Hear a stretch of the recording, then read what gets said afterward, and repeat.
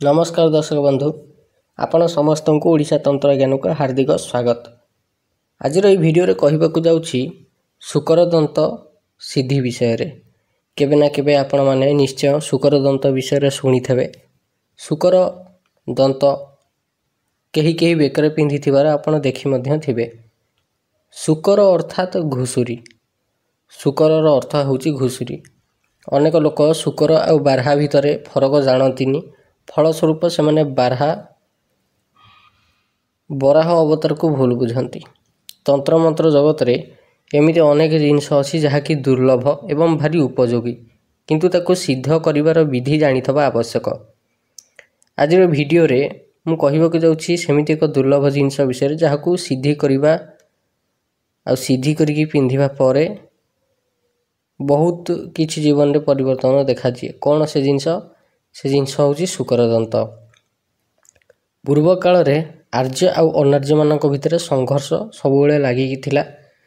जे माने आर्य नथिले से माने आर्यर परंपरा को जो माने ग्रहण कर नथिले से मानकू अनार्य बोली कहा जाउथिला। किंतु ए सब परे भी आदिवासी माने थिले सच्चा प्रकृति साधक। से माने अशरीरी मानक ठारू सुरक्षा पाइबा पई अनेक प्रकार गुप्त तंत्र मंत्रर प्रयोग करथिले, व्यवहार करथिले। आउ तंत्र साधना वास्तव में आदिवासी मानक द्वारा ही लोकलोचन को आसीथिला, जहाको परवर्ती समय आर्य माने आपणैथिले। तेबे शुकर दंत एभली जिनिस जहाको सिद्ध करने द्वारा स्वयं भैरव देवता सांगे चलती आउ स्वयं भैरव देवता सुरक्षा दियंती। शुकर दंत गोटे एते सांघातिक जिनिस जे थरे पिंधिले जी भी तंत्र प्रयोग करिवो ऑटोमेटिक ता ऊपर को उल्टी जाए, किंतु याकू सिद्ध करबा टिके कठिन। एथिपई विशेष प्रकार साधना करने को पड़े। तेबे ध्यान देबे जे शुकर दंत साधना करने द्वारा कौन कौन लाभ हुए से कथा आग कहि दउछि। कर्म बंधन होइथिले फिटी जाए, लक्ष्मी बंधन होइथिले फिटी जाए, बुद्धि बंधन, शरीर बंधन, मुख बंधन, मन हरण, चित्त चोरी इत्यादि जहाँ भी प्रयोग होइथबो सबु फिटी जीव।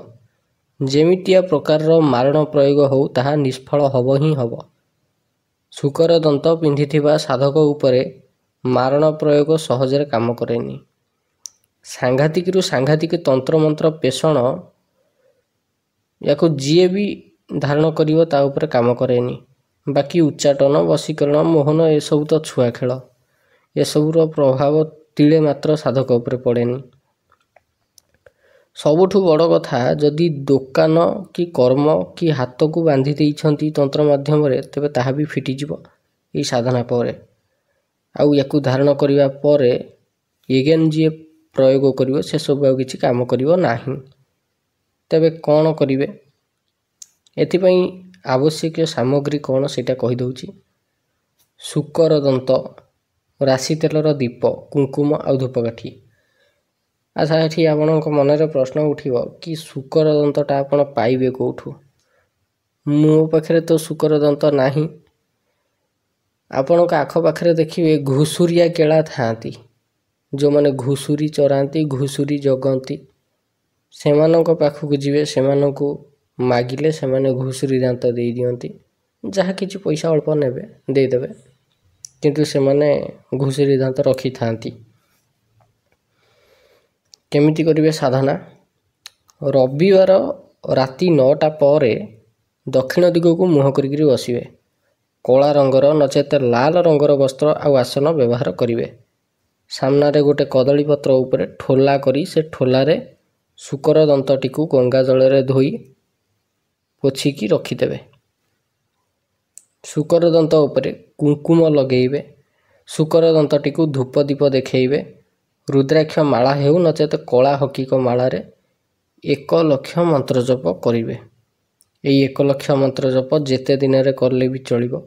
21 दिन, 41 दिन, 45 दिन किंबा 54 दिन, बेसी रु बेसी 81 दिन भितर ही 1 लक्ष मंत्र जप संपन्न करिवा द्वारा शुकर दंत सिद्ध हेई जीवो।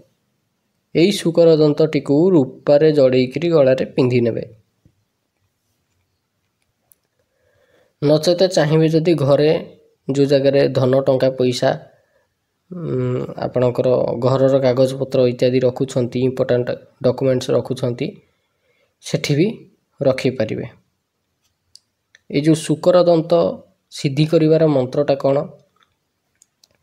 ଓମ୍ କ୍ଲିମ୍ ଶୂକର ଦନ୍ତାୟ ଭୈରବାୟ ନମଃ।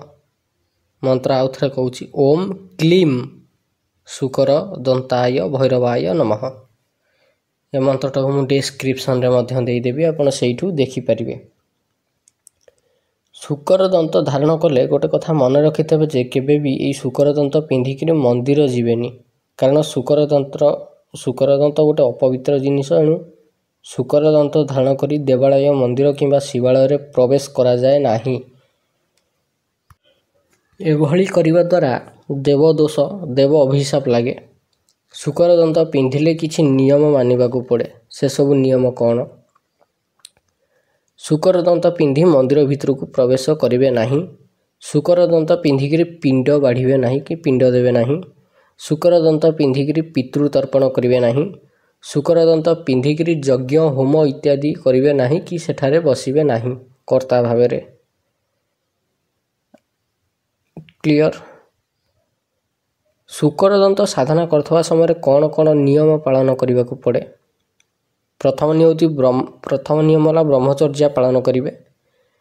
ଦ୍ୱିତୀୟ ହେଉଛି ପିଆଜ, ରସୁଣ, ଆମିଷ ତଥା ମଦ, ଗୁଟକା, ପାନ, ବିଡ଼ି, ସିଗାରେଟ୍ ଭଳି ଯେତେ ନିଶା ଦ୍ରବ୍ୟ ଅଛି ତାକୁ ବର୍ଜନ କରିବେ, ଅର୍ଥାତ୍ ଖାଇବେନି। କୌଣସି ପର ନାରୀକୁ ସ୍ପର୍ଶ କରିବେନି, ମିଛ କହିବେନି, କେଶ ନଖ କାଟିବେନି, କୌଣସି ଜୀବଜନ୍ତୁଙ୍କ ଉପରେ ଅତ୍ୟାଚାର କରିବେନି କି ଅକାରଣରେ କାହାକୁ ଦଣ୍ଡ ଦେବେ ନାହିଁ। ଏହାର ନିୟମ ହେଉଛି ଏତିକି। ଆପଣ 45 ଦିନ କରନ୍ତୁ, 41 ଦିନ କରନ୍ତୁ, 54 ଦିନ କରନ୍ତୁ, ଯେତେ ଦିନରେ ମନ୍ତ୍ର ସିଦ୍ଧି କରିବା କଥା ସିଦ୍ଧି କରୁଛନ୍ତି। ବାସ୍ତବରେ ମନ୍ତ୍ରଟା ସିଦ୍ଧି ହୁଏନି, ସେ ଯେଉଁ ଶୂକର ଦନ୍ତଟା ସେଇଟା ହିଁ ସିଦ୍ଧି ହେଇଯାଏ। ତାପରେ ତାକୁ ଆପଣ ରୂପା ଚେନ୍ରେ ହେଉ କିମ୍ବା ଲାଲ ସୂତା ହେଉ କିମ୍ବା ଧଳା ସୂତା ହେଉ ସେଥିରେ ପିନ୍ଧିଦେବେ ବେକରେ। ବହୁତ ବଢ଼ିଆ ଜିନିଷଟା।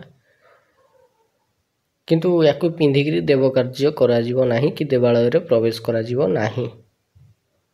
ଆଶା କରୁଛି ଆପଣଙ୍କୁ ଭିଡ଼ିଓଟି ଭଲ ଲାଗିଥିବ। ଏଇଭଳି ଭିଡ଼ିଓ ଦେଖିବା ଦ୍ୱାରା ଆପଣଙ୍କୁ ମୋଟିଭେସନ୍ ମିଳୁଛି। ତନ୍ତ୍ରମନ୍ତ୍ରର ଯେଉଁ ଗୁପ୍ତ ବିଦ୍ୟା ସେଗୁଡ଼ାକ ଜନକଲ୍ୟାଣରେ ଲୋକମାନଙ୍କ ପାଖରେ ଯାଇକରି ପହଞ୍ଚି ପାରୁଛି। ଆପଣଙ୍କୁ ଭିଡ଼ିଓଟି କେମିତି ଲାଗୁଛି ନିଶ୍ଚୟ କମେଣ୍ଟ ମାଧ୍ୟମରେ ଜଣାଇବେ। ଆଉ ଏଇଟା ପ୍ରାମାଣିକ ବିଦ୍ୟା, ଏଇଟା ପରୀକ୍ଷିତ ବିଦ୍ୟା। ତେଣୁ ଏ ପ୍ରୟୋଗଟାକୁ ଆପଣ ନିଜ ଜୀବନରେ ଯେମିତି ହେଲେ ଥରେ କରିକି ଦେଖନ୍ତୁ। ଆଉ ଗୋଟେ କଥା, ଶୂକର ଦନ୍ତ ଜୀବନରେ ଥରେ ହିଁ ସିଦ୍ଧ କରାଯାଏ। ମାନେ ଗୋଟିଏ ଶୂକର ଦନ୍ତ ଥରେ ହିଁ ସିଦ୍ଧ ହେବ, ଆଉ ସେଇଟା ଲାଇଫ୍ ଟାଇମ୍ ରହିବ।